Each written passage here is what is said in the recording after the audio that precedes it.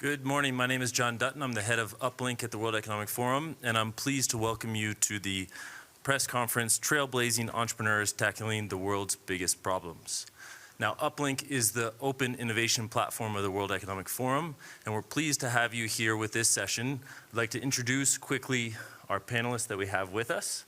To my left, we have Olivier Schwab, Managing Director of the World Economic Forum, who will be making opening remarks for this press conference. Just to his left is Joe Ucuzoglu, the Global CEO of Deloitte. Welcome.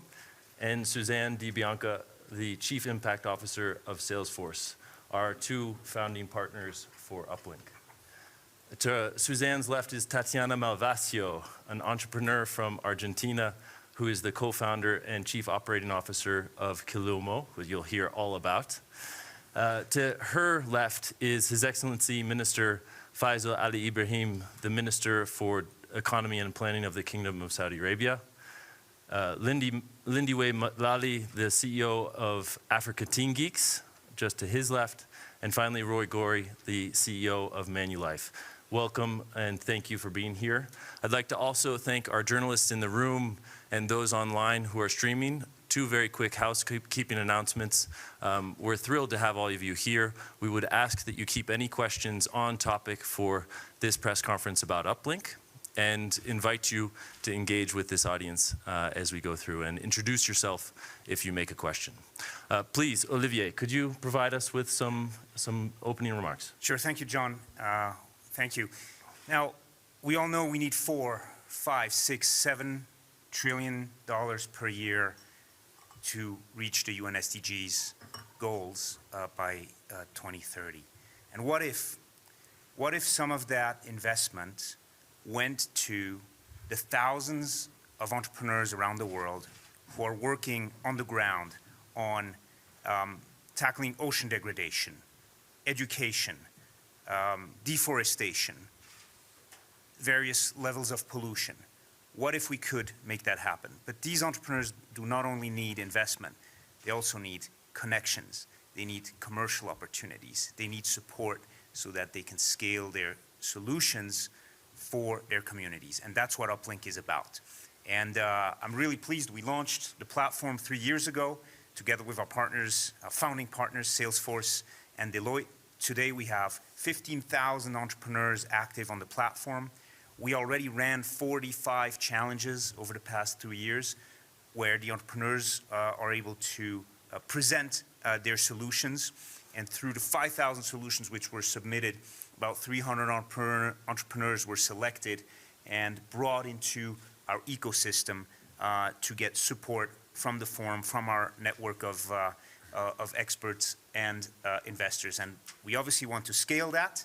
And today you're going to hear, I think, from some of the exciting concrete solutions and challenges which we ran on the platform. Thank you. Thank you very much, Olivier. Let me turn now to Joe, the Global CEO of Deloitte. You've been a partner with us from the very beginning, support across the world from all your offices.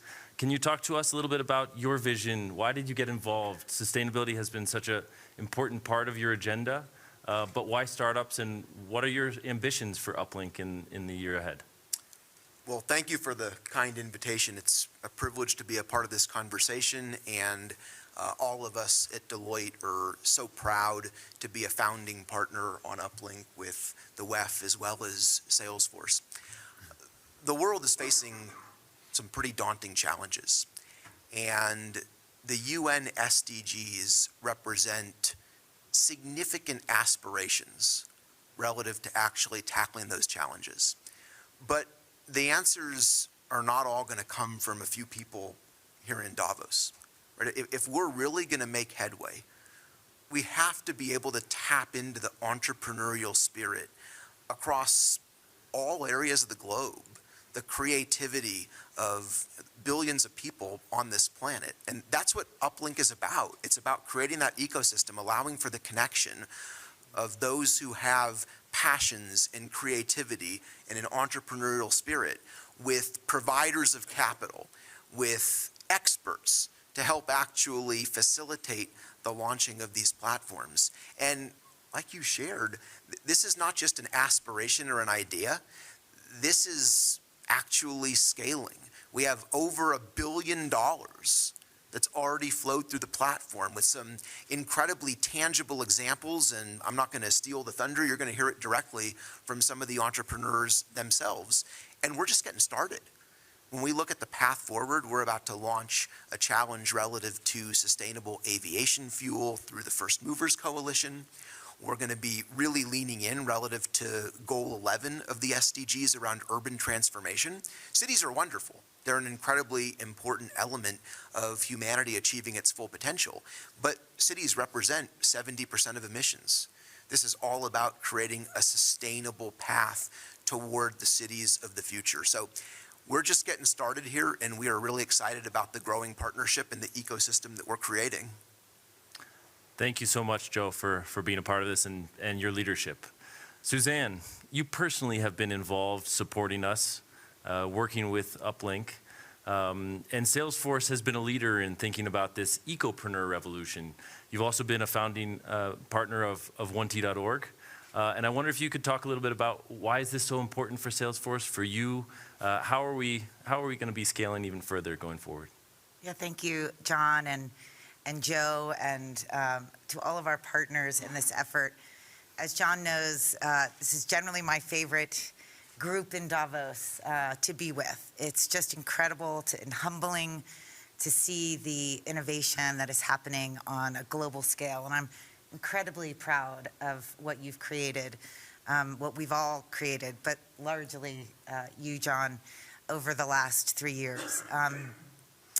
And for us, you know, this ecopreneur revolution is a core part of our strategy at Salesforce. And I'm so excited to celebrate the innovation and the success here this week and all the entrepreneurs and all that you're creating. Technology and rapid innovation, in my view, helped in some level to create some of the challenges that we're facing today as it relates to the climate crisis. And I also believe that technology and innovation is the way out also for some of the challenges that we're facing around climate. Companies, entrepreneurs like Restore, which is a platform that connects people and projects to scientific data and monitoring tools and provides funding at scale around conservation efforts, is a great example of one of these entrepreneurs. Also Silvera, which is a carbon intelligence platform. And they're like the Moody's rating system for carbon projects using satellite and LiDAR technology. Incredible UpLink entrepreneur that we've been able to get behind. We really want to empower these passionate, climate-minded entrepreneurs all around the world that are working on some of these biggest problems. And you know, 56,000 entrepreneurs really of what you have sourced through looking all around the globe, quite frankly, for incredible innovative solutions. And you know, we are excited, Joe mentioned, about this new challenge with the First Movers Coalition and the State Department to source entrepreneurs that are working on sustainable aviation fuel. We're incredibly excited to start in my home city of San Francisco with the Urban Transformation Challenge, 2 really exciting new challenges that we'll be working on over the next couple of months. And I'm just really grateful for the innovation, all that I've learned through being part of UpLink, and for all the other corporations and governments around the world who have joined us in this effort. So my call to action is get involved, provide support to these entrepreneurs in the area of which you have expertise. And, you know, please join us on this effort of which we're just starting, but it's beginning to scale in a really beautiful way. So thank you. Thank you very much, Suzanne, and both to you and Joe. It's wonderful to be able to announce these 2 new initiatives in urban transformation and with the First Movers Coalition. We've been able to source already, as you heard from Olivier, over 300 entrepreneurs. One of them is here with us on this panel. There's 10 of them that we've invited to come to Davos across all the SDGs. But Tatiana and Tati, as you're known, it's a really special story of how you started Kilimo. 2 global shapers who met in the hub in Cordoba And it's just such a pleasure to have you now share your story. Tell us about Kilimo. It is really at this intersection, and you were announced as one of the 10 aquapreneurs, a collaboration we have with HCL Technologies. The 10 aquapreneurs were announced yesterday, who are receiving support, funding, and aid to scale their operations. But you're really at this nexus between food, water, climate change. Can you tell us about Kilimo and what's your vision? Well, thanks, John. It's a real pleasure to be here telling our story. At Kilimo, we have been sailing and developing a artificial intelligence solution for irrigation management for the last 7 years. But while we were trying to grow our business, meanwhile we were trying to scale, we find it a bit difficult for us, and it demands a lot of effort.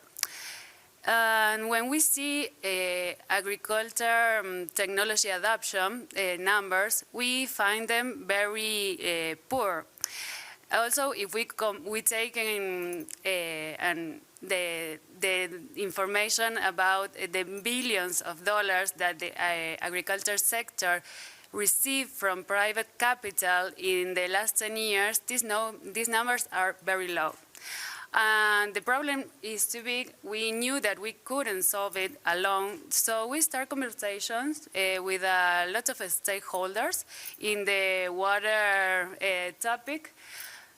We were having this conversation for months and almost more than a year, till we decided to try a new approach. And by the hand of Microsoft and Google, along with the Bonneville Environmental Foundation, we decided to pay farmers for safe water.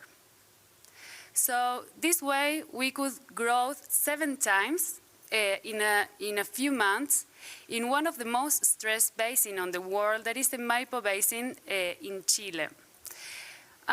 We believe that we could grow this way because we find the right incentive, and we also could align the dots.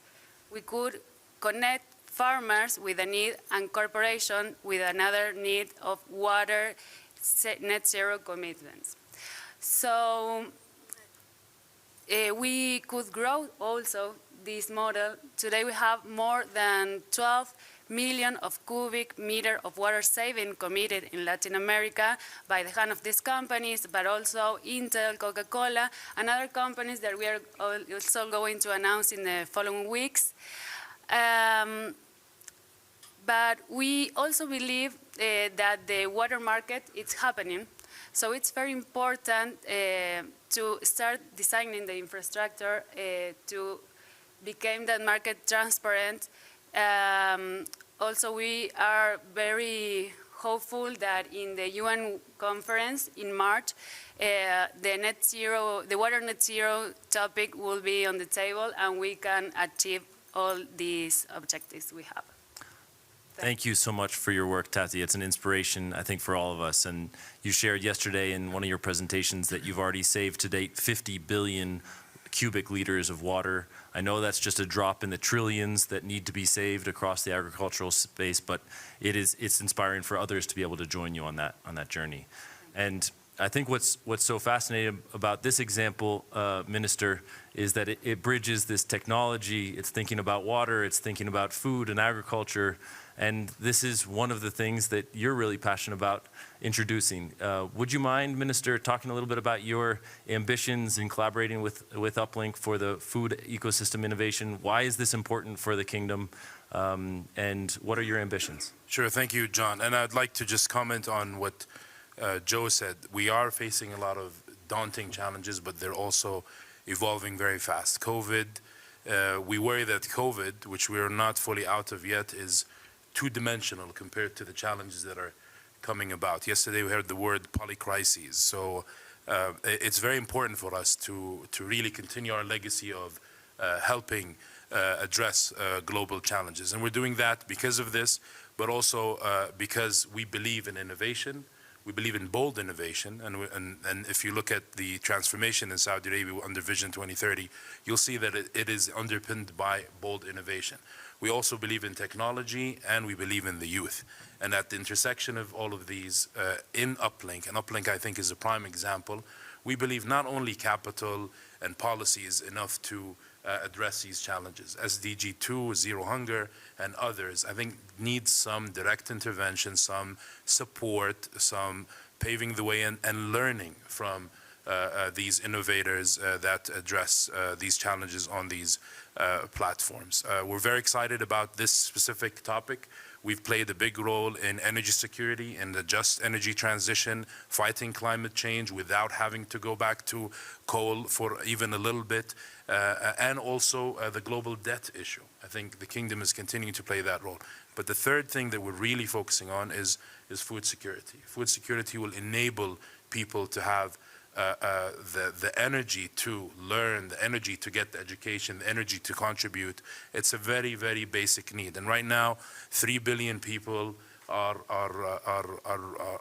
don't have access to a healthy diet. 2.3 billion are very or moderately food insecure, and 828 million are affected materially by hunger. So this is something that makes sense. And again, we believe in the power of the youth. We're also doing this because Saudi is a young population. 60% is below the age of 30, 41 below the age of 25. We're hoping that from this, there will be that access to innovation, lifelong partnerships, and a force for good innovation and solving challenges. We believe there's a lot of talent in Saudi that can contribute on this platform. A small example, during the World Cup, 8 players from our soccer team are under the age of 23, and they happen to beat Argentina. Congratulations on the World Cup, but that shows the power of the youth when you give them the opportunity. Thank you very much, Minister. I think it's so important when you think about that, the young people, being able to provide them inspiration, the ability to make a difference. And I think that's something that you share with our next speaker, Lindiwe Matlali, the CEO of African Teen Geeks. You have a vision also of supporting young people. And I wonder if you'd talk for us a little bit about our collaboration that we're launching here, and why is it that you believe so much in the power of STEM education to help some of those young people in marginalized communities be uplifted and potentially become entrepreneurs like Tati here?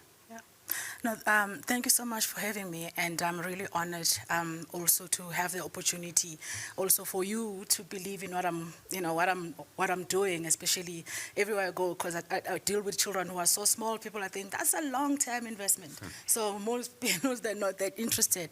But Africa Teen Geeks, we started as a coding organization, but my vision was to really look at how do we, get young people from disadvantaged communities who don't have the infrastructure, who don't have anything really, and help them to really raise their aspirations. And my vision was also, it's not just about the touch and go approach, that I came and I spoke to you for half a day and I'm assuming that your life is gonna instantly change because, I brought somebody who's innovative and powerful to come and talk to you. Investment in young people, it is a long-term strategy, and it needs people who are willing. And coming from Africa, I remember the first time I gave my TED Talks at MIT, and I was talking about an invention I did where we were teaching kids how to code through knitting, because obviously in Africa there's a lot of issue in terms of access to electricity. The infrastructure is just not there. I mean, even with South Africa right now,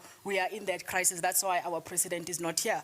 So it's one of those crises. But for me, it was, how do you then teach kids how to code through knitting, and understanding that we also have the issue of the skills that we don't have. So in some areas, depending on where you live, if you don't live in the city, you probably have never even met somebody who studied computer science. So you can't say you're gonna depend on the volunteer community. So we had to then look at how can you get grandmothers, all of us, if you grew up, we had our grandmother making us jerseys and sewing things for us. So it was just to get them to see that knitting and coding is literally the same. They use the same kind of loops. The concept is exactly the same. Now, when you explain to the grandmother and say, you know what, as you knit, you teach the girls, and then we explain to you how that relates to computer science, but it's also because we were able to turn it exactly for them to learn how to write a Python code by hand. And when we're able to take them to a computer lab and we get them to type that Python code, then what happens is what they've seen. They can see, if it's a scarf, they can see the scarf there with all the colors, and now they can see how the computers themselves can, and the grandmothers, when they see that, we then able to then deal with the issue of the lack of girls in STEM, now getting the grandmothers who could not be able to tell them, or there's no somebody who can be that role model or that they can relate to. Now we have the grandmothers now encouraging the kids to learn to go and pursue STEM and pursue computer science, so telling them the importance of the kids doing math and doing well in math, and why they should do well in math, because most of the time in the developing countries, the people who stop the kids from going after these STEM careers are the parents, because you can't go there, it's too much of a male-dominated industry. So for us, it was really important. So coming and working with UpLink now was, yes, we've been doing this, and how do we then teach a child that it comes from such a disadvantaged community? You teach them, then what do they do after that? And we know that talent alone is not enough. So most of us are here because we had talent and the social capital. We had people who were in front of people who saw your talent and they were able to support you. I am one of those people. I grew up as an orphan. I was just lucky that there were so many people I would run into, some by chance, who were able to open doors and open opportunities for me. And even being part of the WEF was because Dr. Precious Mutsipe saw me, and I was lucky. It was also that chance encounter and believed in me and nominated me for the Schwab Foundation. I became a Schwab awardee, and now I'm able to work with UpLink. So the social capital is so important, and there's nothing more powerful than WEF, like in the world globally. And we talk a lot about creating a just and equitable world. There's a lot of criticism about WEF, that is too elitist, that is a talk show. But working with them, I've seen how the willingness to be able to allow people like me to come and present ideas and be willing, even though they can't see where that can fit in, but to say we want to find a way of making it work so that we can take that child who is brilliant, like Paul Malaki. He started Oculus when he was around 16 years old, but he was in San Francisco, so he could reach out to the people who could help him. Now, think about another Paul Malaki who happens to live in a country like mine, maybe somewhere, not even Johannesburg, somewhere in Mpumalanga, in a tiny village where there's not even a robot, and come up with something like that. How on earth can he build an Oculus? So this is about bringing them through this community, creating a community of teenage innovators that can then hopefully become the global shapers, young global leaders, and one day be partners of WEF and sit here. So I'm really grateful for this, and thank you for giving me the opportunity. I think you can see why we were so excited about her vision and trying to support, and we believe certainly in your ability to work with us, work with young people. Alongside ABB, you're running a hackathon to support young African STEM students, and from that we're going to be able to source potential ideas and solutions for UpLink. So thank you, Lindiwe, for that, the collaboration that we have. Roy, it's a pleasure to welcome you as well, the CEO of Manulife, Roy Gori. We're so excited to be able to look and collaborate with you around the forest economy. You have, in the last 6 months, I believe, also made a pledge to 1T.org, the forum's Trillion Tree initiative. And I wonder if you'd talk a little bit about why you think this is so important, and how you'd like to inspire young ecopreneurs to be taking action in this space. Excellent. Thank you, John. Good morning, everyone. I've got to start by saying that I feel like a huge underachiever right now, sitting on this panel with some incredible leaders and a very impressive track record of phenomenal passion and performance. And it does talk to the honor that I have in being here, talking about the new partnership opportunity for Manulife to really make a difference. And I think I would say that climate change is the single largest existential threat that is facing the planet and, quite frankly, humanity. And I think we all know that the solution to that problem is not something that we can deal with in isolation. We have to work in partnership and in collaborations, and that's why I'm so excited to be working with a coalition of incredibly like-minded organizations and individuals who are really passionate about driving change. Manulife has a really proud history of its work in terms of tackling climate change. We are actually net negative in terms of our carbon emissions for Scope 1 and Scope 2. We are the largest institutional owner of timberland in the world, with 1.6 billion trees. In fact, we've planted 1.25 billion ourselves.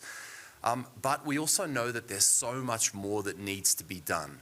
The sad truth is that deforestation and forest degradation accounts for 15% of carbon emissions and greenhouse gases each and every year. And again, that's why this partnership with WEF, with UpLink, and with these incredible ecopreneurs is so exciting for us, because we know that solutions to this problem haven't yet been found.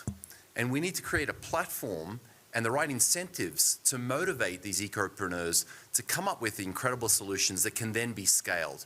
And again, it's with great pride and humility that we enter this partnership, and we feel that this is just a tremendous opportunity to make a difference and to really start to tackle this climate change agenda with a greater sense of urgency and passion. So delighted to be involved.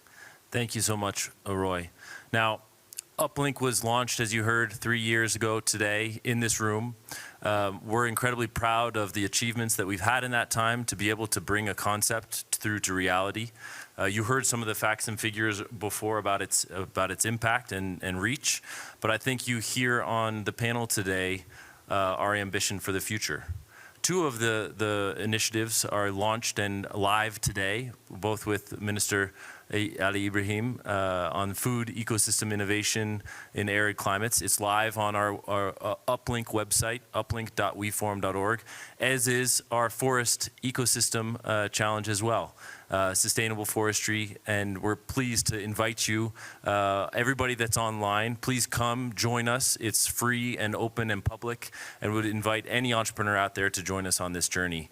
We also heard from about 3 additional initiatives that we're going to be opening over the course of the year with Deloitte, Salesforce, and African Teen Geeks around sustainable cities, to join up on the decarbonization movement around First Movers Coalition, and around STEM education, inspiring African entrepreneurs from marginalized communities.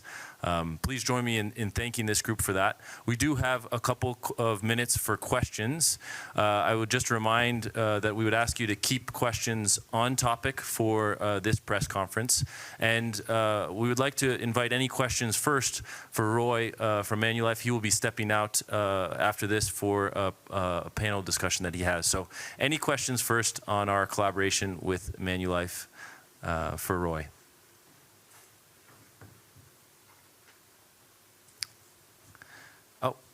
We see one in the front here. And is there another question maybe we can take at the same time? Anybody else? All right. Thank you. It's Irene Hell, Copenhagen Post. You are in the Trillion Tree Initiative.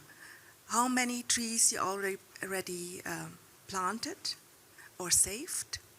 And what's your goal within the next 3 to 5 years? How many? Yes, thank you so much for the question. And we do think that nature-based solutions have such a big role to helping deal with this climate change problem. And that's why being part of the 1trilliontrees.org initiative is something we're proud of. And again, as a large timberland owner, we're proud to say that, we have 1.6 billion trees in our portfolio, but we have, to your question directly, planted 1.25 billion. And that is over more than a decade. But beyond the number of trees that we're planting, we think that another key to success is the sustainable forestation process that we actually are running through. And we know that there is significant exchangeability in relation to the properties that are used for construction. So for example, if you're using timber beams instead of steel beams, not only is the carbon continue to be sequestered in the property itself, but the significant differential between steel, plastics, and other materials that are used in construction today also make for a significant difference in terms of dealing with the decarbonization of the planet. So we are going to continue to invest in growing our forest land and continuing to plant trees, and we'll continue to do that at a rapid pace. Thank you. Well, with that, let me invite Roy, please. I know you need to make your way across to the Congress Center, so thank you, Roy. Thank you. And let's see if any other questions for the panel before we wrap up. We have One last one. Okay, I'm getting the signal in the back that we're running out of time. Let me join me, I should say, in thanking Olivier, Joe, Suzanne, Tati, Minister, and Lindiwe for your remarks today, and most importantly for your leadership in helping us bring UpLink's vision of inspiring entrepreneur revolution for people and planet to life. We couldn't do it without you. Thank you for your partnership. Thank you, John.